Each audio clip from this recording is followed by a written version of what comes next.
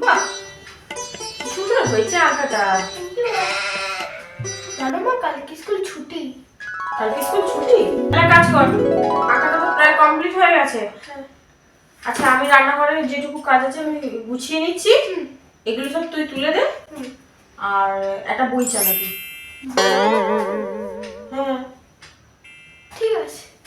ঠিক আছে। মা, কি বই চালাবো? হ্যাঁ, বাংলা বই চালা। এই তো বাংলা বই। ওমা, মা কাজ হলো? তাড়াতাড়ি আসো, বাংলা বই চালাচ্ছি। আসছি রে বাবা, আসছি, তুই চালা না। ওই দেখো কি বই চালাচ্ছিস, কোথায় গেলি? নিচে কি করছিস? Oh, no, no, no, no.